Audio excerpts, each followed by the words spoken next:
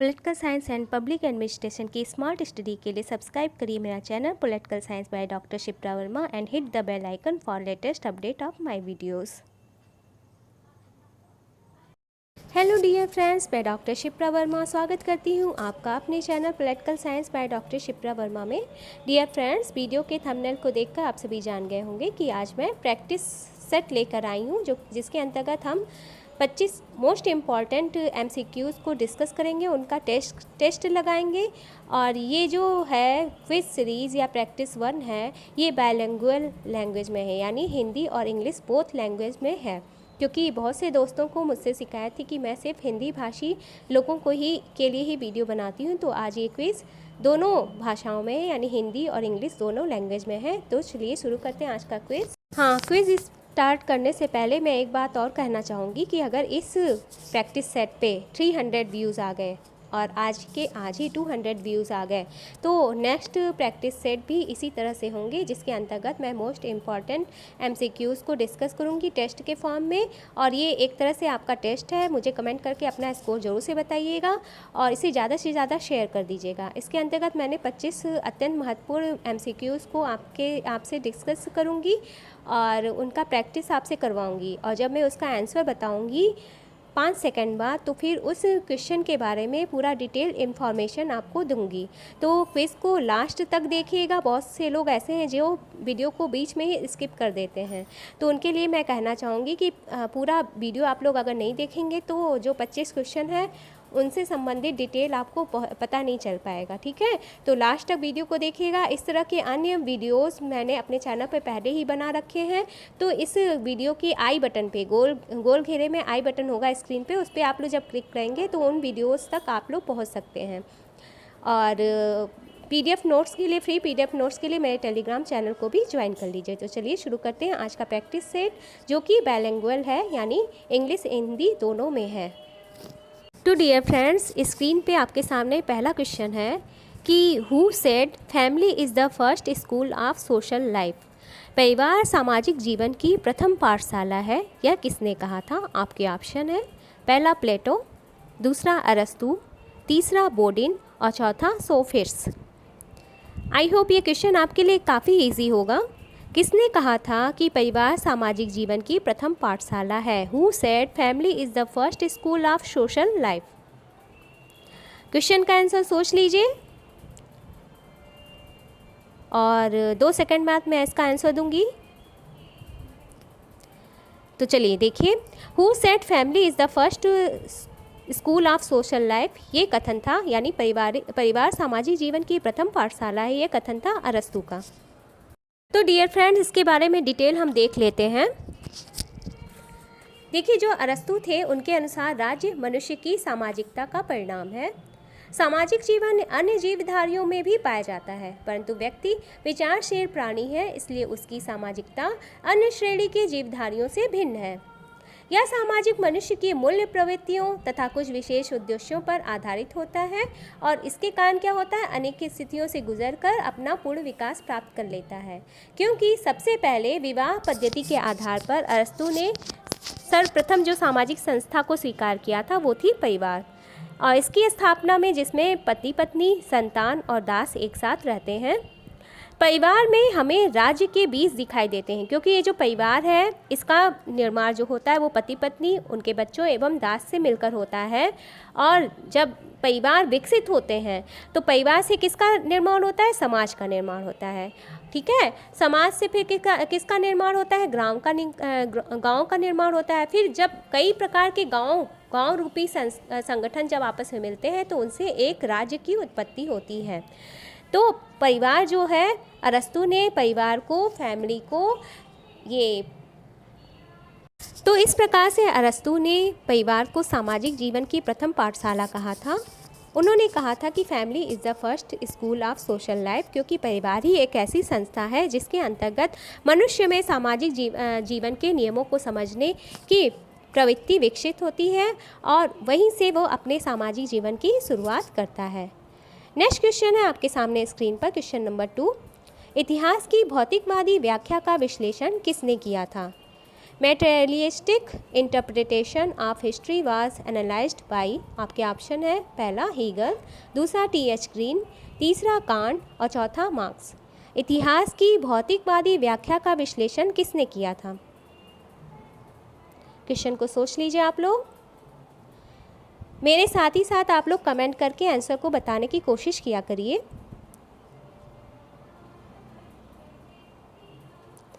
तो राइट, आपके सामने जो क्वेश्चन नंबर 2 है, इसका जो आंसर है वो है कार्ल मार्क्स। कार्ल मार्क्स ने ही इतिहास की भौतिकवादी व्याख्या का विश्लेषण किया था। डियर फ्रेंड्स, जो मार्क्स थे उन्होंने द्वंद्वात्मक पद्धति के आधार पर इतिहास की भौतिकवादी व्याख्या का वर्णन किया था और उन्होंने ये पद्धति ग्रहण की थी हीगल से। परंतु मार्क्सवादी द्वंद्ववाद हीगल से बहुत अधिक भिन्न है। उनका जो मार्क्सवाद का सिद्धांत था, मार्क्सवाद ने जो द्वंद्वात्मक भौतिकवाद की अवधारणा ग्रहण की थी वो हीगल से ग्रहण की थी, लेकिन इनका जो सिद्धांत था वो हीगल से एकदम विपरीत था। इनके जो द्वंद्ववाद का आधार था वो विचार था, आध्यात्मिकता नहीं। उन्होंने विचारों को इसका आधार बनाया और मार्क्स के अनुसार, मार्क्स का ये कहना था कि जो विचार है, विचार ही हैं, जो विचार नहीं बल्कि भौतिक पदार्थ ही जगत का आधार है। ठीक है, मार्क्स ने कहा था कि विचार नहीं बल्कि जो भौतिक पदार्थ है वो ही जगत का आधार है। और उन्होंने ये कहा था कि देखिए, मार्क्स ने ये कहा था, मार्क्स का क्या कहना था? मार्क्स का कहना था कि जो भौतिकवादी प्रगतिवाद है उसकी प्रकृति भौतिक है, आत्मिक नहीं है। द्वंद्वात्मक भौतिकवाद की मूल धारणा क्या है? उनका कहना था कि जो विश्व का आधार है उसका जो तत्व, मूल तत्व है वो भौतिक तत्व या पदार्थ है और यह अपने आंतरिक स्वभाव के द्वारा मूलतः विकसित होता है तथा समय समय पर नाना प्रकार के रूप को धारण करता है। डियर फ्रेंड्स, इसके कार्ल मार्क्स के बारे में और अरस्तू के बारे में मैंने डिटेल वीडियो लेक्चर बनाया है। आप लोग चाहें तो प्लेलिस्ट पे जाके देख सकते हैं। यूरोपियन राजनीतिक दार्शनिक के प्लेलिस्ट पे जाके आप लोग इनको वीडियो लेक्चर्स को डिटेल में देख सकते हैं। चलिए नेक्स्ट क्वेश्चन देखते हैं। नेक्स्ट क्वेश्चन, क्वेश्चन नंबर 3 है, who gave the car workers of the world unite you have nothing but your chance, यानी विश्व के श्रमिकों एक हो जाओ, तुम्हें बेड़ियों के अतिरिक्त कुछ नहीं खोना पड़ेगा। यह किसने आह्वान किया था? आपके ऑप्शन है पहला लेनिन, दूसरा स्टालिन, तीसरा मार्क्स और चौथा जयप्रकाश नारायण। यह किसका कथन था कि विश्व के श्रमिकों एक हो जाओ, तुम्हें बेड़ियों के अतिरिक्त कुछ नहीं खोना पड़ेगा? मुझे कमेंट करके बताइए। मेरे साथ ही साथ आप लोग क्वेश्चन के आंसर देने की कोशिश करिए और हाँ, कमेंट बॉक्स में अपना स्कोर ज़रूर से मेरे साथ शेयर करिएगा। मुझे बहुत अच्छा लगेगा कि आप लोग जब मुझे बताएंगे कि आपने कितना स्कोर किया। तो चलिए, ये बहुत आसान क्वेश्चन है।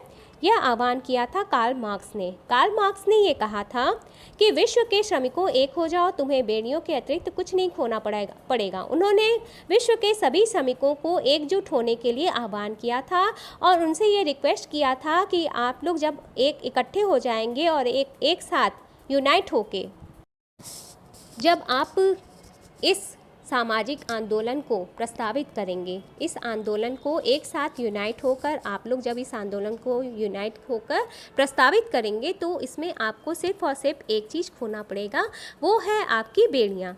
क्योंकि जब आप लोग यूनाइट होकर इस सामाजिक आंदोलन को प्रस्तावित करेंगे और तो इसमें आपको आपके अधिकारों की प्राप्ति होगी और आपकी जो बेड़ियाँ हैं वो सदा सदा के लिए समाप्त हो जाएंगी। तो ये आह्वान किया था कार्ल मार्क्स ने और उन्होंने विश्व के श्रमिकों को एक हो जाने के लिए आह्वान किया था। नेक्स्ट क्वेश्चन है आपके सामने स्क्रीन पर, क्वेश्चन नंबर 3, हॉब्स, लॉक एवं रूसो एक साथ सहमत हैं किस पे? Hobbes, Locke and Russian unanimously agree on the situation of the state of nature on the terms of social contract on state is a result of contract। और चौथा option है on the form of the state sovereignty, यानी प्राकृतिक अवस्था की दशा पर, सामाजिक समझौते की शर्तों पर, राज्य समझौते का परिणाम है, या फिर चौथा ऑप्शन राज्य प्रभुता के स्वरूप पर एक मत है। ठीक है, तो आपको ये बताना है कि हॉब्स, लॉक और रूसो एक साथ किसके साथ सहमत थे?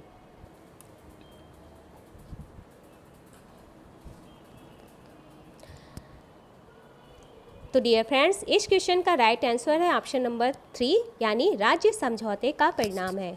On the state is a result of contract. Hobbes, Locke और रूसो एक साथ सहमत थे कि राज्य समझौते का एक परिणाम है। इन तीनों विचारकों के ऊपर मैंने डिटेल वीडियो लेक्चर बनाया है। आप लोग प्लेलिस्ट में जाकर इनके बारे में अगर डिटेल स्टडी करना चाहते हैं तो देख सकते हैं। इन तीनों विचारकों ने प्राकृतिक अवस्था के सिद्धांत का प्रतिपादन किया था और उसके आधार पर इन्होंने ये सिद्ध किया था कि जो राज्य है वो समझौते का परिणाम है। राज्य क्या है? एक समझौते का परिणाम है और मनुष्य ने अपने अस्तित्व की रक्षा के लिए, अपने अधिकारों की रक्षा के लिए, अपने जीवन तथा संपत्ति की सुरक्षा हेतु एक प्रकार का समझौता किया था, जिसके परिणाम स्वरूप राज्य की उत्पत्ति हुई थी। नेक्स्ट क्वेश्चन है आपके सामने, who propounded that man is born free but everywhere he is in chains. यह किसने कहा था कि व्यक्ति स्वतंत्र जन्म लेता है परंतु वह सब जगह बेड़ियों से जकड़ा हुआ है? आपके ऑप्शन है पहला मॉन्टेस्क्यू, दूसरा एक्विनास, तीसरा ग्रेसियस और चौथा रूसो। किसने कहा था कि मनुष्य स्वतंत्र जन्म लेता है लेकिन वो हर जगह बेड़ियों से जकड़ा हुआ है? सोच लीजिए क्वेश्चन का आंसर, कमेंट करके मुझे क्वेश्चन के आंसर बताइए और अपना स्कोर भी मेरे साथ ज़रूर से शेयर करिएगा। मुझे बहुत अच्छा लगेगा जब आप लोग अपने स्कोर को शेयर करेंगे। इस क्विज में मैंने इजी टू मॉडरेट लेवल के क्वेश्चन को इंक्लूड किया है और ये क्विज सेशन सक्सेसफुल होगा, इस पे व्यूज़ आएंगे अच्छे खासे। तो नेक्स्ट क्विज सेशन भी इसी तरह से बायलैंग्वेज लैंग्वेज में आएगा। तो इस क्वेश्चन का राइट आंसर है ऑप्शन 4 रूसो। ये रूसो ने कहा था कि व्यक्ति स्वतंत्र जन्म लेता है लेकिन वह हर जगह बेड़ियों से जकड़ा हुआ है। Man is born free but everywhere he is in the chains. तो इनके इस कथन का क्या तात्पर्य था? रूसो ने कहा था कि मनुष्य जन्म से तो स्वतंत्र होता है और उसे स्वतंत्र होना भी चाहिए, क्योंकि प्राकृतिक अवस्था में प्रत्येक मनुष्य क्या था? स्वतंत्र था। प्राकृतिक अवस्था में मनुष्य पूरी तरह से स्वतंत्र था, लेकिन आज मनुष्य क्या है? आज मनुष्य स्वतंत्र नहीं है, क्योंकि जो अधिकांश राज्य हैं वो सामान्य इच्छा पर आधारित न होकर शक्ति पर आधारित हैं। इसीलिए रूसो ने कहा था कि मनुष्य जन्म से स्वतंत्र होता है लेकिन वह सर्वत्र बेड़ियों से जकड़ा हुआ है।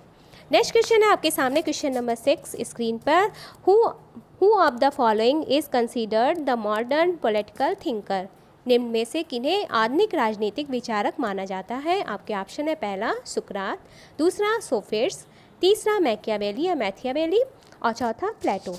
ऑप्शन देख के ही आप इसके राइट आंसर पर पहुंच सकते हैं। आप लोग जो ऑप्शन देखते हैं स्क्रीन पे, जो 4 ऑप्शन हैं, या फिर आप परीक्षा हाल में ही हैं तो आपको 4 ऑप्शन दिए रहते हैं ना MCQs में, तो सबसे पहले आप जो क्वेश्चन से रिलेटेड नहीं हैं ऑप्शन, उन्हें एलिमिनेट करने की कोशिश किया करिए, क्योंकि जब हम एलिमिनेशन प्रोसेस को अपनाते हैं तो हम ईजिली क्वेश्चन के राइट आंसर तक पहुंच सकते हैं। तो देखिए इसका राइट आंसर हो जाएगा, क्या होगा? मैकियावेली, क्योंकि जो सुकरात हैं और जो सोफिस्ट हैं और प्लेटो वो कैसे विचारक हैं? ये परंपरावादी विचारक थे, ठीक है। इनका आधुनिकता से कोई लेना देना नहीं है, इनका आधुनिक राजनीतिक सिद्धांत से कोई संबंध नहीं है। तो इस प्रकार से हम इजली ऑप्शन नंबर 3 पे पहुंच जा रहे हैं कि मैकियावेली, क्योंकि सुकरात, सोफिस्ट और प्लेटो कैसे विचारक थे? ये परंपरावादी विचारक थे और मैकियावेली आधुनिक विचारक थे और इन्हें ही आधुनिक राजदर्शन का जनक भी कहा जाता है। ये मोस्ट इम्पॉर्टेंट फैक्ट्स हैं। नेक्स्ट क्वेश्चन है, देखिए जो मैकियावेली है उन्हें आधुनिक राजदर्शन का जनक भी बोला जाता है, तो इसे भी आप लोग याद रखिएगा। नेक्स्ट क्वेश्चन है 7, it is better to be a Socrates dissatisfied rather than a pig satisfied observe why. एक संतुष्ट सुअर की अपेक्षा असंतुष्ट सुकरात होना बेहतर है, यह कथन किसका है? आई होप इसका आंसर तो सभी लोग जानते होंगे। आपके ऑप्शन है पहला बेंथम, दूसरा J.S. मिल, तीसरा कांट और चौथा जेम्स मिल। किसने कहा था कि एक संतुष्ट सुअर होने की अपेक्षा एक असंतुष्ट सुकरात होना बेहतर है? तो चलिए इसका आंसर बता देते हैं। ये कथन था J.S. मिल का। देखिए अब ये प्रश्न उठता है कि आखिर मिल ने ऐसी बात क्यों कही थी। देखिए जो मिल थे उन्होंने सुख को गुण की दृष्टि से उच्च तथा निम्न बतलाया था, ठीक है। उन्होंने सुख को गुण की दृष्टि से उच्च तथा निम्न बतलाया था। उनका कहना था कि सुसंस्कृत लोगों को जिन बातों से सुख मिलता है तो वह मूढ़ लोगों के सुख से उच्च होता है। उनका कहना था कि जो सुसंस्कृत लोग हैं उन्हें जिन बातों से सुख मिलता है तो उन्हें उनके सुख की जो गणना है, तुलना है, वो मूर्ख लोगों के सुखों से उच्च होती है। क्योंकि यदि विद्वान असंतुष्ट है तो वह संतुष्ट मूर्ख से कहीं अधिक अच्छा है। इसी को इन्होंने इस कथन द्वारा प्रतिपादित किया था कि एक संतुष्ट सूअर होने की अपेक्षा एक असंतुष्ट मनुष्य होना अधिक अच्छा है, और एक संतुष्ट मूर्ख बनने की अपेक्षा एक असंतुष्ट सुकरात यानी बुद्धिमान सुकरात होना अधिक श्रेष्ठ है। और यदि उस मूर्ख या सूअर की राय इससे भिन्न है तो वह इसलिए कि वह प्रश्न के केवल एक पहलू यानी वो सिर्फ अपने पहलू से ही किसी बात की या किसी सुख की तुलना करता है। ठीक है, नेक्स्ट क्वेश्चन है आपके सामने स्क्रीन पर। रेडिकल मानववादी किन्हें स्वीकारा जाता है? क्वेश्चन नंबर 8 है, who is considered a radical humanist? आपके ऑप्शन है पहला अंबेडकर, दूसरा अरविंद घोष, तीसरा एम.एन. राय और चौथा सावरकर। क्वेश्चन कैसे लग रहे हैं आपको, ये प्रैक्टिस सेट कैसा लग रहा है, आप लोग मुझे कमेंट करके ज़रूर से बताइएगा। आपको ये बताना है, इस क्वेश्चन में पूछा गया है कि किन्हें रेडिकल मानवतावादी कहा जाता था या किन्हें रेडिकल मानवतावादी के रूप में स्वीकार किया गया था। तो डियर फ्रेंड्स, इस क्वेश्चन का राइट आंसर है ऑप्शन 3 एम.एन. राय। एम.एन. राय को रेडिकल मानववादी स्वीकार किया गया है। कि इन्हें रेडिकल मानववादी क्यों कहा जाता था, तो इसके पीछे भी एक तथ्य है जो आपके लिए जानना मोस्ट इम्पॉर्टेंट है। तो मानवेंद्र नाथ राय, इनका पूरा नाम था मानवेंद्र नाथ राय। इन्होंने हमारे समक्ष नव मानववाद का सिद्धांत प्रस्तुत किया जो कि राजनीतिक विचारों के क्षेत्र में एक नवीन योगदान माना जा सकता है। राय ने भौतिकवाद की भी नई व्याख्या की और इसे नैतिक पुट भी प्रदान किया। इन्होंने कहा कि जो व्यक्ति की स्वतंत्रता है और समानता का जयघोष करके इन्होंने व्यक्ति की गरिमा को आगे बढ़ाया। एम.एन. राय ही एकमात्र ऐसे विचारक हैं जिन्होंने समाज में नैतिक मूल्यों के पुनः प्रतिष्ठापन का आग्रह किया। यानी इन्होंने नैतिक मूल्यों को, जो आपके नैतिक मूल्य हैं, मोरल वैल्यूज़ हैं, उनकी पुनः प्रतिष्ठापना की और साम्यवाद को तानाशाही प्रवृत्ति से बचाने का प्रयत्न किया। ठीक है, इन्होंने साम्यवाद के सिद्धांत को तानाशाह से बिल्कुल पृथक करने का प्रयत्न किया। अगर आप लोग चाहते हैं कि मैं एम.एन. राय यानी मानवेंद्र नाथ राय पर भी डिटेल वीडियो लेक्चर बनाऊं तो आप लोग मुझे कमेंट करके ज़रूर से बताइएगा, तो मैं इनके बारे में भी डिटेल वीडियो लेक्चर बता दूँगी। इनकी रचनाओं को जान लीजिए। इन्होंने 1922 में अपनी एक पुस्तक लिखी थी, इंडिया इन ट्रांजिशन। इन्होंने इस बुक में समकालीन भारत का समाजशास्त्री अध्ययन किया था। तो इनकी जो मोस्ट इम्पॉर्टेंट बुक मानी जाती है इंडिया इन ट्रांजिशन, जो कि 1922 में प्रकाशित हुई थी। नेक्स्ट क्वेश्चन है आपके सामने स्क्रीन पर, question number 9। Among the following who is associated with the revival of political theory? निम्न में से कौन राजनीतिक सिद्धांत के पुनर्परिवर्तन से संबंधित है? आपको ये बताना है कि इन विचारकों में से कौन राजनीतिक सिद्धांत के पुनर्परिवर्तन से संबंधित है। आपके ऑप्शन है पहला डेविड स्टर्न, दूसरा लुसियन पाई, तीसरा सिडनी बर्बा और चौथा बोएगलिन। कौन सा विचारक राजनीतिक सिद्धांत के पुनर्परिवर्तन से संबंधित है? यानी किसने ये विचार प्रतिपादित किया जो राजनीतिक सिद्धांत है, जो हमारी पॉलिटिकल थियरी है, उसका फिर से रिवाइवल यानी पुनर्परिवर्तन किया जाना चाहिए। तो आपका राइट आंसर हो जाएगा ऑप्शन नंबर 4 बोएगलिन। जो बोएगलिन है उन्होंने ये कहा था कि जो राजनीतिक सिद्धांत है, जो परंपरावादी राजनीतिक सिद्धांत हैं और जो आधुनिक राजनीतिक सिद्धांत हैं, परंपरावादी राजनीतिक सिद्धांत के विकास से आधुनिक राजनीतिक सिद्धांत की उत्पत्ति हुई, लेकिन इन आधुनिक राजनीतिक सिद्धांत को भी निरंतर विकास की ओर अग्रसर होना चाहिए। जैसे जैसे समाज में परिवर्तन हो रहा है तो राजनीतिक सिद्धांतों में भी परिवर्तन होना अत्यंत आवश्यक है, क्योंकि सामाजिक परिस्थितियों के अनुसार ही हमारी राजनीतिक दशाएं भी प्रभावित होती हैं। नेक्स्ट क्वेश्चन है आपके सामने स्क्रीन पर, question number 10। Among the following who has described the third wave of democracy? निम्न में से किसने थर्ड वेव ऑफ डेमोक्रेसी का वर्णन किया था? आपके ऑप्शन है पहला रॉबर्ट डहल, दूसरा एल्विन टोफलर, तीसरा लुसियन पाई और चौथा डेविड स्टर्न। किसने थर्ड वेव ऑफ डेमोक्रेसी का वर्णन किया है? आपको ये बताना है। तो इस क्वेश्चन का राइट आंसर है एल्विन टोफलर। एल्विन टोफलर ने थर्ड वेब ऑफ डेमोक्रेसी का वर्णन किया था। ठीक है, नेक्स्ट क्वेश्चन है आपके सामने क्वेश्चन नंबर 11। निम्नांकित में से कौन सी विशेषता तुलनात्मक राजनीति के आधुनिक दृष्टिकोण की नहीं है? कीवर्ड्स पे आप लोग जोर से ध्यान दिया करिए।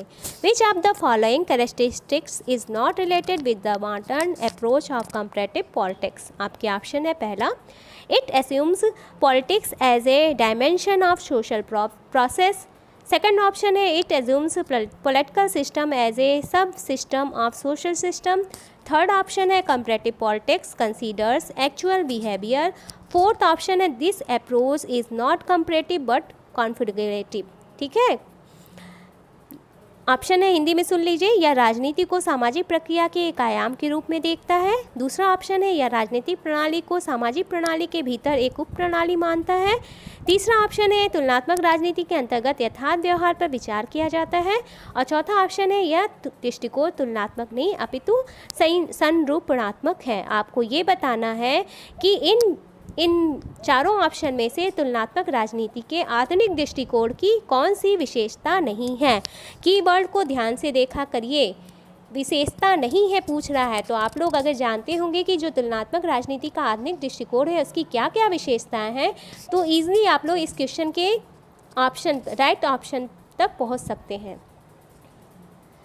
तो कमेंट करके मुझे बताइए।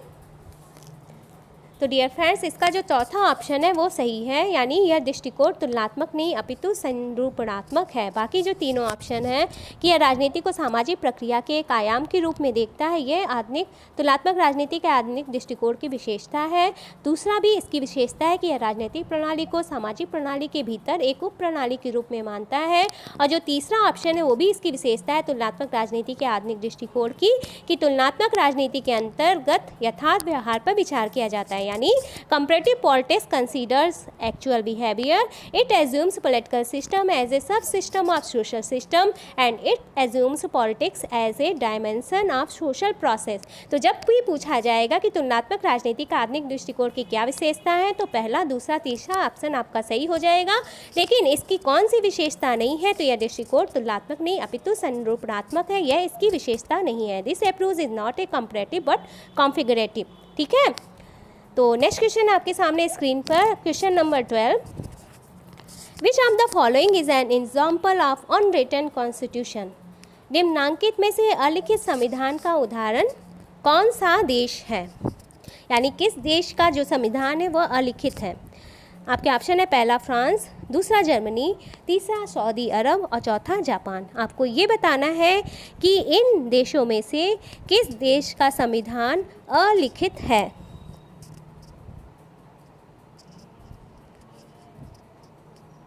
तो डियर फ्रेंड्स, इस क्वेश्चन का राइट आंसर है ऑप्शन नंबर 3, सऊदी अरब। सऊदी अरब का संविधान अलिखित है और बाकी जो ऑप्शन में देश दिए गए हैं फ्रांस, जर्मनी और जापान, यहाँ का संविधान लिखित है। देखिए, जो सऊदी अरब का संविधान है वह अलिखित क्यों है? क्योंकि यहाँ का जो संविधान है वो परंपरा का विकास है, वो वहाँ की परंपराओं और रीति रिवाजों पर आधारित है वहाँ का संविधान। इसके साथ ही साथ आप एक और देश है जो कि अलिखित संविधान का उदाहरण है, वह है यूनाइटेड किंगडम। ठीक है, तो यूनाइटेड किंगडम का भी संविधान परंपराओं, रीति रिवाजों और वहाँ की राजनीतिक और सांस्कृतिक मूल्यों का परिणाम है और जो कि अलिखित है। बाकी जो तीनों देश दिए हैं वो लिखित संविधान का उदाहरण है। इसके साथ ही साथ संयुक्त राज्य अमेरिका का संविधान भी लिखित है और हमारे प्यारे देश भारत का संविधान भी लिखित है। नेक्स्ट क्वेश्चन है आपके सामने स्क्रीन पर question number 13। Which of the following is not A characteristics of Marxist constitutional system? यानी कि निम्नांकित में से मार्क्सवादी सांविधिक प्रणालियों का क्या लक्षण नहीं है? आपके ऑप्शन है पहला, ओपन मार्केट सिस्टम, दूसरा public ownership over means of production, तीसरा है supremacy of the interest of the working class और चौथा है क्लासलेस सोसाइटी। आपके ऑप्शन है पहला, हिंदी में सुन लीजिए, मुक्त व्यापार व्यवस्था, दूसरा है उत्पादन के साधनों पर सार्वजनिक स्वामित्व, तीसरा है कामगार वर्ग के हितों को वरीयता और चौथा है वर्गविहीन समाज। आपको ये बताना है कि इनमें से मार्क्सवादी संवैधानिक प्रणालियों का क्या लक्षण नहीं है। तो डियर फ्रेंड्स, इस क्वेश्चन का राइट आंसर होगा ऑप्शन नंबर 1 यानी मुक्त व्यापार व्यवस्था। बाकी ओपन मार्केट सिस्टम इस क्वेश्चन का राइट आंसर है। बाकी जो public ownership over means of production, supremacy of the interest of the working class और क्लासलेस सोसाइटी यानी उत्पादन के साधनों पर सार्वजनिक स्वामित्व, कामगार वर्ग के हितों को वरीयता और वर्ग विहीन समाज, ये सभी जो हैं वो मार्क्सवादी संवैधानिक प्रणालियों का लक्षण हैं। ये सभी मार्क्सिस्ट कॉन्स्टिट्यूशनल सिस्टम के कैरेक्टरिस्टिक्स हैं। ठीक है, क्विज कैसी लग रही है आप लोग कमेंट करके मुझे ज़रूर से बताइएगा। और मार्क्स के बारे में डिटेल वीडियो लेक्चर मैंने बनाया है, आप लोग उसे भी देख सकते हैं, तो आपका कॉन्सेप्ट अधिक अच्छे से क्लियर हो जाएगा इस टॉपिक पे। क्वेश्चन है आपके सामने स्क्रीन पे, क्वेश्चन नंबर 14, द्वैध संघवाद से क्या तात्पर्य है? ड्यूल फेडरलिज्म इज, आपके ऑप्शन है पहला राष्ट्रीय और राज्य सरकारों का क्षेत्र पृथक है, दूसरा है राष्ट्रीय और राज्य सरकारें अंतर्निर्भर हैं, तीसरा है राष्ट्रीय और राज्य सरकारों से अपेक्षा हो कि वे परस्पर मिलकर जनहित की वृद्धि में कार्य करें, और चौथा ऑप्शन है राष्ट्रीय और राज्य सरकारों का एक समान कार्य है। इंग्लिश में ऑप्शन देख लीजिए, पहला है separate sphere of federal state and the federating units, दूसरा है interdependence of federal state and federating units, तीसरा है aspects that federal state and federating units will increase the public interest, और चौथा है common function of federal state and federating units.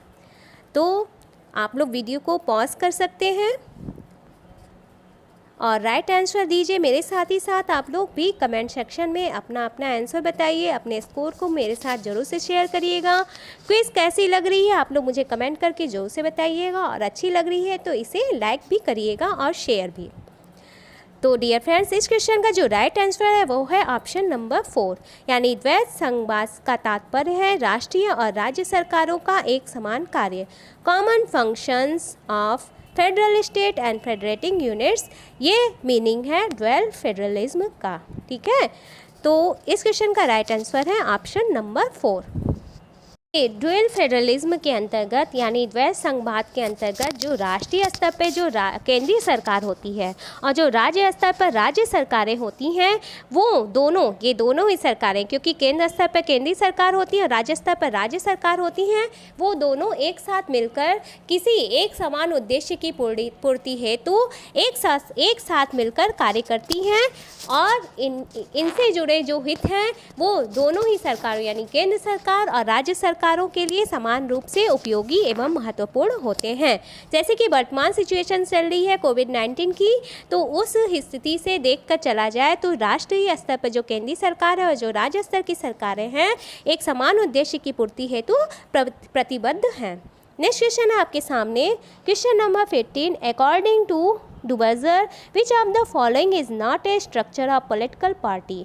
डुबर्जर के अनुसार राजनीतिक दलों की संरचना में क्या शामिल नहीं है, आपको ये बताना है। आपके ऑप्शन है पहला द कॉकस, दूसरा है द ब्रांच, तीसरा है द ब्यूरो, और चौथा है मिलिशिया। कॉकस, दूसरा शाखा, तीसरा ब्यूरो और चौथा मिलिशिया। वीडियो को पॉज कर सकते हैं आप लोग, और मेरे साथ ही साथ आप लोग भी कमेंट में राइट आंसर करिए कमेंट। तो डियर फ्रेंड्स, इनमें से जो डुबर्जर के अनुसार राजनीतिक दलों की संरचना में क्या शामिल नहीं है वो है ऑप्शन नंबर 3 ब्यूरो, यानी इस क्वेश्चन का राइट आंसर क्या हो जाएगा, द ब्यूरो यानी ब्यूरो। देखिए, डुबर्जर ने जो राजनीतिक दलों की संरचना किससे मिलकर हुई है, सिद्धांत इसके बारे में जो बात की थी, उन्होंने कहा था कॉकस, सेल, ब्रांच और मिलिशिया। ब्रांच यानी शाखा, ठीक है, कॉकस और सेल और मिलिशिया, ठीक है, इन चारों तत्वों से मिलकर किसी राजनीतिक दल की संरचना होती है। तो इसमें से जो राइट आंसर है ब्यूरो की इन्होंने बात नहीं की थी, इन्होंने सिर्फ और सिर्फ कॉकस, सेल, ब्रांच और मिलिशिया की बात की थी। ठीक है, तो इस क्वेश्चन का राइट आंसर हो जाएगा तीसरा ब्यूरो, यानी ब्यूरो की बात नहीं की थी डुबर्जर ने राजनीतिक दलों की संरचना के अंतर्गत। क्वेश्चन है क्वेश्चन नंबर 16 आपके सामने स्क्रीन पे। लुसियन पाई के द्वारा बतलाए गए राजनीतिक विकास के आयामों में सम्मिलित नहीं है, यानी which of the following is not included in the 3 dimension of political development as per Lucian Pye. आपके ऑप्शन है पहला समानता, दूसरा क्षमता, तीसरा विभिन्नीकरण और चौथा औद्योगिकीकरण। आपके ऑप्शन पहला है इक्वालिटी, दूसरा कैपेसिटी, तीसरा डिफरेंटेशन और चौथा इंडस्ट्रियलाइजेशन। तो इस क्वेश्चन का राइट आंसर होगा ऑप्शन नंबर 4 यानी औद्योगिकीकरण। लुसियन पाई ने इंडस्ट्रियलाइजेशन को राजनीतिक विकास के त्रि-आयामों में सम्मिलित नहीं किया था। तो जाहिर सी बात है उन्होंने बाकी के जो 3 ऑप्शन है इन्हें सम्मिलित किया था, यानी समानता, क्षमता और विभिन्नीकरण, इक्वालिटी, कैपेसिटी और डिफरेंशिएशन को इन्होंने सम्मिलित किया था राजनीतिक विकास के त्रि-आयामों ने। देखिए, लुसियन पाई ने कहा था कि राजनीतिक विकास से संबंधित 3 लक्षण हैं, समानता, क्षमता और विभेदीकरण। और लुसियन पाई उन्हीं राजनीतिक व्यवस्थाओं को राजनीतिक विकास के पर अग्रसर मानते हैं जिनसे जनता में समानता का सिद्धांत लागू होता है। राजनीतिक व्यवस्था और सरकार आने वाली मांगों, विवादों और राजनीतिक मामलों का निष्पादन करने में समर्थ होती है और इनसे संबंधित जो संरचनाएं हैं वो अलग अलग विशेषीकृत होते हुए भी समन्वय और सामंजस्य को बनाए रखती हैं। तो इस प्रकार से राजनीतिक विकास के संबंध में लुसियन पाई ने त्रि-आयामों यानी 3 डायमेंशंस की गणना की थी, समानता का सिद्धांत, विभिन्नीकरण और क्षमता, इक्वालिटी, कैपेसिटी और डिफरेंटिएशंस। ठीक है, तो समानता की व्याख्या करते हुए लुसियन पाई कहते हैं कि समानता का अर्थ है कि नागरिकों को सार्वजनिक तथा सामाजिक स्तर पर व्यवस्था में भाग लेना जिससे कि नागरिकों में सक्रियता आ सके। और क्षमता के अंतर्गत वे क्या कहते हैं कि किसी राज्य तथा सरकार में आवश्यक कार्यों की संपादन की क्षमता कितनी है। और क्षमता का जो दूसरा अर्थ है वो यह है कि सार्वजनिक नीति को लागू करने की कुशलता तथा योग्यता। और इसका जो तीसरा अर्थ है क्षमता का वो यह है कि प्रशासन में विवेकपूर्ण धर्मनिरपेक्ष दृष्टिकोण का उत्पन्न होना। विभेदीकरण के अंतर्गत उन्होंने कहा था कि विभेदीकरण का अर्थ है कि समाज तथा राज्य के विभिन्न अंगों, पदों एवं विभागों का सुस्पष्ट होना तथा उनके कार्यों का निश्चित होना, साथ ही साथ व्यवस्था के विभिन्न राजनीतिक कार्यों की सुस्पष्टता और विभिन्न अंगों की जटिल प्रक्रियाओं का एकीकरण करना जिससे कि व्यवस्था का विघटन न हो। तो इसी आधार पर लुसियन पाई ने कहा था कि जो राजनीतिक विकास है वो संस्कृति का विसरण यानी डिफ्यूज़न और जीवन के पुराने प्रतिमानों को नई मांगों के अनुकूल बनाने और उन्हें उनके साथ मिलाने या उनके साथ सामंजस्य बैठाना है। तो इस क्वेश्चन का जो राइट आंसर हो जाएगा ऑप्शन नंबर 4 औद्योगिकीकरण यानी इंडस्ट्रियलाइजेशन, इस क्वेश्चन का राइट आंसर हो जाएगा। नेक्स्ट क्वेश्चन आपके सामने स्क्रीन पर कि it is not a characteristic of modernisation यानी आधुनिकीकरण का क्या लक्षण नहीं है। आपके ऑप्शन है पहला shift from monarchy to democracy, दूसरा है shift from agrarian economy to industrialisation, तीसरा है री एस्टेब्लिशमेंट ऑफ ट्रेडिशन और चौथा है shifting of people's loyalty from primary groups to secondary groups. Hindi में सुन लीजिए, आधुनिकीकरण का क्या लक्षण नहीं है। आपके ऑप्शन है पहला राजशाही से लोकतंत्र की ओर गमन, दूसरा है कृषि अर्थव्यवस्था से औद्योगिकीकरण की ओर गमन, तीसरा है परंपराओं की पुनर्स्थापना और चौथा है लोगों की निष्ठा का प्राथमिक समूहों के स्थान पर द्वितीयक समूहों की ओर गमन। क्वेश्चन का आंसर आप लोग सोच लीजिए, कमेंट करके मुझे स्कोर जरूर से बताइएगा। तो देखिए, आधुनिकीकरण का क्या लक्षण नहीं हो सकता, आप लोग ऑप्शन देखकर ही एलिमिनेट कर सकते हैं। इसमें कॉमन सेंस लगाना है आपको, सिर्फ और सिर्फ कॉमन सेंस लगाएंगे तो आप इस क्वेश्चन के राइट आंसर तक पहुंच जाएंगे। तो इस क्वेश्चन का जो राइट आंसर है वह है परंपराओं की पुनर्स्थापना। ये आधुनिकीकरण का लक्षण नहीं है। बाकी जो तीनों ऑप्शन है यानी राजशाही से लोकतंत्र की ओर गमन, किसी अर्थव्यवस्था से औद्योगिकीकरण की ओर गमन और लोगों की निष्ठा का प्राथमिक समूहों के स्थान पर द्वितीय समूहों की ओर गमन, ये तीनों जो हैं ये आधुनिकीकरण के लक्षण हैं। बाकी जो री एस्टेब्लिशमेंट ऑफ ट्रेडिशन, ये इसका राइट आंसर, इस क्वेश्चन का राइट आंसर है री एस्टेब्लिशमेंट ऑफ ट्रेडिशन यानी परंपराओं की पुनर्स्थापना, ये आधुनिकीकरण का लक्षण नहीं है। बाकी जो तीनों ऑप्शन दिए हैं यानी पहला, दूसरा और चौथा जो ऑप्शन है वो आधुनिकीकरण का लक्षण है। ठीक है, क्वेश्चन है आपके सामने स्क्रीन पर क्वेश्चन नंबर 18 कि आमंड व बर्बा के अनुसार राजनीतिक संस्कृति का प्रकार नहीं है। Which of the following is not a kind of political culture as per Almond and Verba. आपके ऑप्शन है पहला संकीर्ण राजनीतिक संस्कृति, दूसरा सहभागी राजनीतिक संस्कृति, तीसरा अधीनस्थ राजनीतिक संस्कृति और चौथा विशिष्ट वर्ग संस्कृति।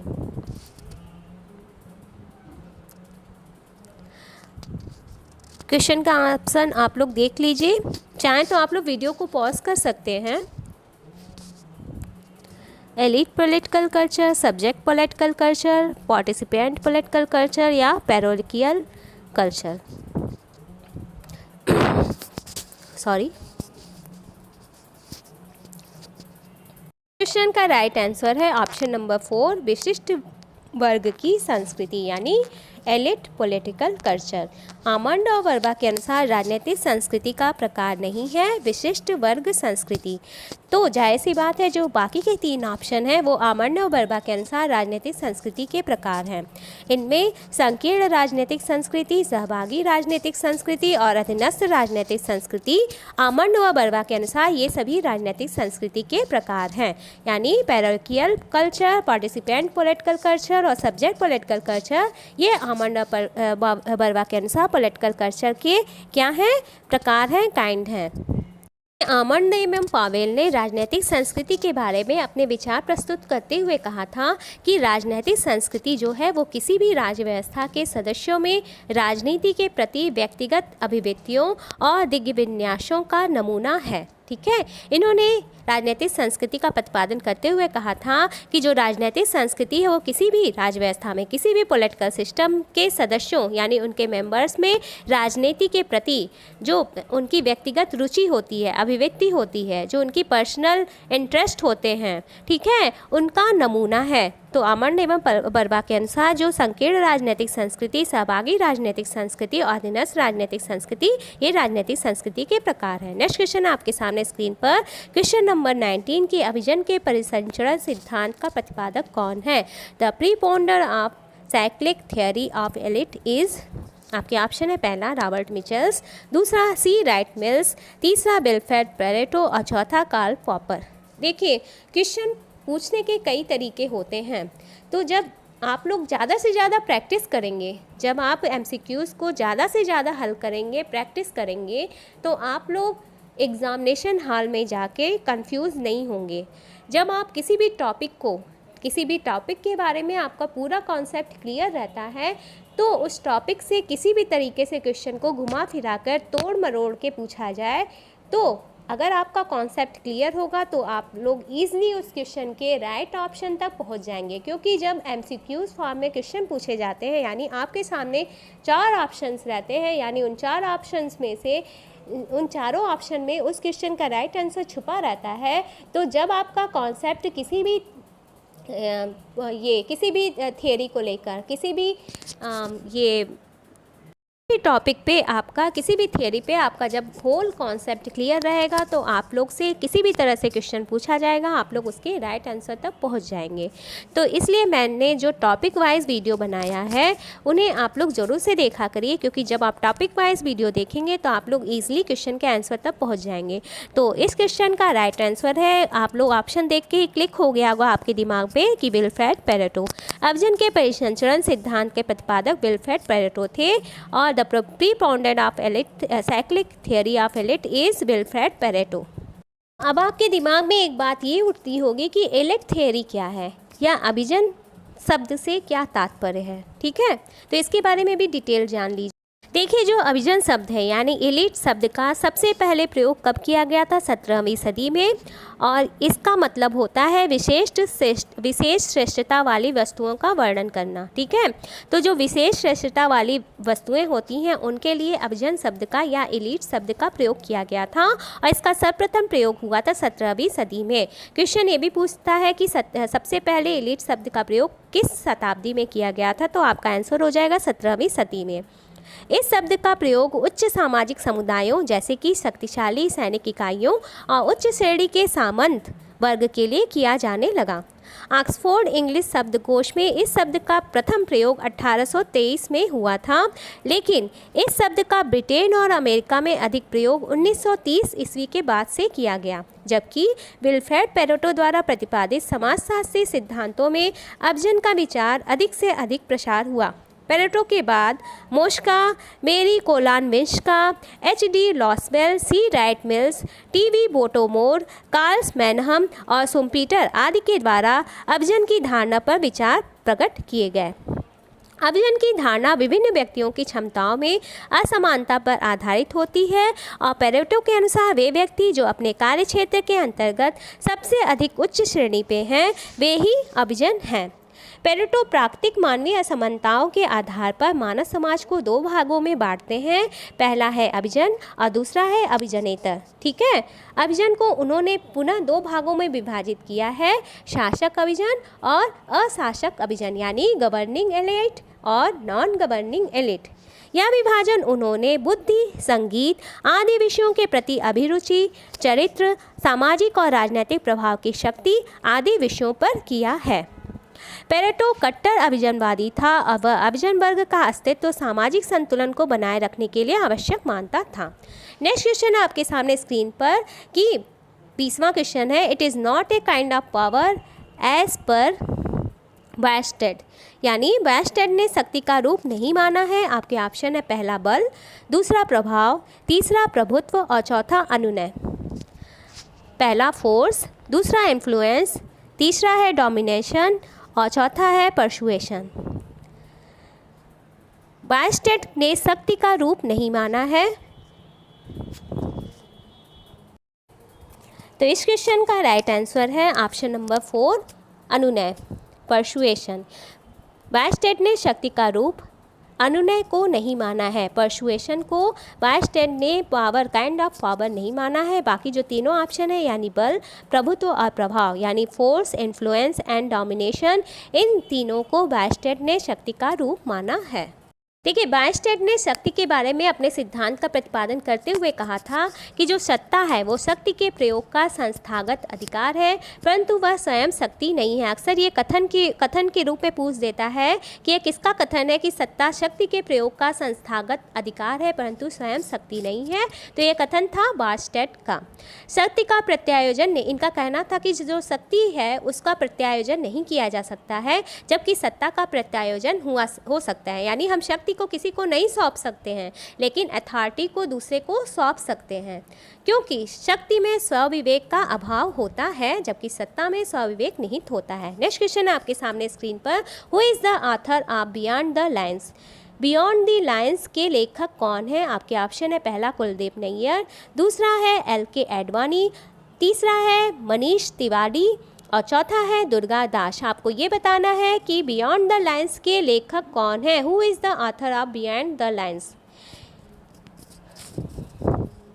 अक्सर बुक्स भी पूछा जाता है कि ये बुक किसने लिखी थी, तो इस क्वेश्चन का right answer option number 1 Kuldip Nayar. Beyond the lines के लेखक हैं कुलदीप नैयर। ये क्वेश्चन तो आपके लिए काफ़ी इजी होगा, लेकिन अक्सर कई लोग जल्दीबाजी में इस क्वेश्चन को गलत करके चले आते हैं। तो क्वेश्चन पूछा जा रहा है, the constitution of India was enacted and adopted on. भारतीय संविधान को अंगीकृत एवं अधिनियमित कब किया गया था? आपके ऑप्शन है पहला 26 जनवरी 1950, दूसरा 26 जनवरी 1949, तीसरा 15 अगस्त 1947 और चौथा 26 नवंबर 1952। कौन सी डेट को इंडिया के कॉन्स्टिट्यूशन को अडॉप्ट और इनेक्टेड किया गया था, यानी भारतीय संविधान को कब अंगीकृत एवं अधिनियमित किया गया था? तो इस क्वेश्चन का राइट आंसर ऑप्शन नंबर 2 26 नवंबर 1949 को भारतीय संविधान को अंगीकृत एवं अधिनियमित किया गया था। जबकि अगर क्वेश्चन पूछा जाए कि भारतीय संविधान को कब लागू किया गया था, तो वहाँ पे आपका आंसर चेंज हो जाएगा, वहाँ पे आंसर हो जाएगा 26 जनवरी 1950। तो जब पूछा जाए कि भारतीय संविधान को कब लागू किया गया था, तो वहाँ पे आपका आंसर हो जाएगा 26 जनवरी 1950। लेकिन जब क्वेश्चन पूछा जाए कि भारतीय संविधान को कब अंगीकृत एवं अधिनियमित किया गया था, तो वहाँ पर आपका राइट आंसर हो जाएगा 26 नवंबर 1949। देखिए, इसी दिन 26 नवंबर 1949 को संविधान सभा में उपस्थित सभी सदस्यों ने जो संविधान था उस पर हस्ताक्षर करके अंतिम रूप से भारत के संविधान को अधिनियमित किया था और अंगीकृत किया था। और 26 नवंबर को हम लोग विधि दिवस के रूप में भी मनाते हैं। नेक्स्ट क्वेश्चन है आपके सामने question number 23। Provincial autonomy was granted under the act of, यानी प्रांतीय स्वायत्तता को स्वीकार किया गया था। आपके ऑप्शन है पहला 1919, दूसरा 1861, तीसरा 1935 और चौथा 1892, यानी 1919 के अधिनियम के अंतर्गत, 1861 के इंडियन काउंसिल एक्ट के अंतर्गत, 1935 के अधिनियम के अंतर्गत और चौथा 1892 के अधिनियम के अंतर्गत। आपको ये बताना है कि प्रोविंशियल ऑटोनॉमी को किस एक्ट के अंतर्गत ग्रांट किया गया था, प्रांतीय स्वायत्तता को किस एक्ट के अंतर्गत स्वीकार किया गया था। तो इस क्वेश्चन का राइट आंसर हो जाएगा ऑप्शन नंबर 3, 1935 के अधिनियम के अंतर्गत। 1935 के अधिनियम के द्वारा प्रांतीय स्वायत्तता के सिद्धांत को स्वीकार किया गया। इसके बारे में 1935 के अधिनियम के बारे में डिटेल्ड वीडियो लेक्चर मेरे चैनल पे मौजूद है। आप लोग चाहें तो 1935 के अधिनियम के बारे में, इसकी क्या क्या विशेषताएं थी, यह अधिनियम क्यों लाया गया था, ये सभी डिटेल्ड वीडियो लेक्चर में देख सकते हैं जो कि मेरे चैनल पे मौजूद है। नेक्स्ट क्वेश्चन है, who said the government of India act 1935 was a charter of slavery. किसने कहा था कि भारतीय अधिनियम 1935 दास्ता का बंधन पत्र था। आपके ऑप्शन है पहला महात्मा गांधी, दूसरा मोहम्मद अली जिन्ना, तीसरा जवाहरलाल नेहरू और चौथा गोपाल कृष्ण गोखले।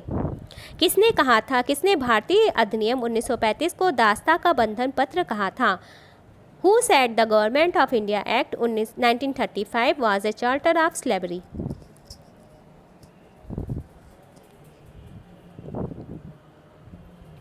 तो चलिए इस क्वेश्चन का राइट आंसर है ऑप्शन नंबर 3, जवाहरलाल नेहरू। जवाहरलाल नेहरू जी ने 1935 के भारतीय अधिनियम को दास्ता का बंधन पत्र कहा था।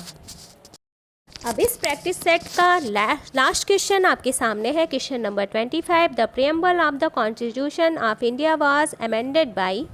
भारतीय संविधान की उद्देशिका में कब संशोधन किया गया था। आपके ऑप्शन है 36वें संशोधन द्वारा, 26वें संशोधन द्वारा, 42वें संशोधन द्वारा या फिर 50वें संशोधन के द्वारा। 36 amendment, 26 amendment, 42nd amendment and 58th amendment. आपको ये बताना है कि भारतीय संविधान की उद्देशिका में कब संशोधन किया गया था। तो डियर फ्रेंड्स, भारतीय संविधान की उद्देशिका में संशोधन हुआ था 42वें संशोधन द्वारा, जो कि 1976 में हुआ था। 42वें संविधान संशोधन द्वारा भारतीय संविधान की प्रस्तावना में संशोधन किया गया था, ठीक है, जो कि 1976 में हुआ था। तो डियर फ्रेंड्स, ये थी आज के प्रैक्टिस सेट के मोस्ट इम्पॉर्टेंट 25 क्वेश्चन। अगर आपको ये प्रैक्टिस सेट इम्पॉर्टेंट लग रहे हैं तो इन्हें लाइक करिए, इन्हें ज़्यादा से ज़्यादा शेयर करिए अपने स्टूडेंट्स ग्रुप में, चाहे वो व्हाट्सएप का ग्रुप हो, चाहे फेसबुक का ग्रुप हो या फिर मुझे कमेंट करके अपने स्कोर को ज़रूर शेयर करिएगा। और ये क्विज़ आपको कैसे लगी कमेंट करके मुझे फीडबैक ज़रूर से दीजिएगा। और इस पे ज़्यादा से ज़्यादा व्यूज़ आ गए तो इसी तरह के अनेक प्रैक्टिस सेट मैं आपके सामने लेकर आऊँगी, जो कि आपके आगामी एग्ज़ाम की तैयारी के लिए मोस्ट इम्पॉर्टेंट है। तब तक के लिए अपना ख्याल रखिए, बाय।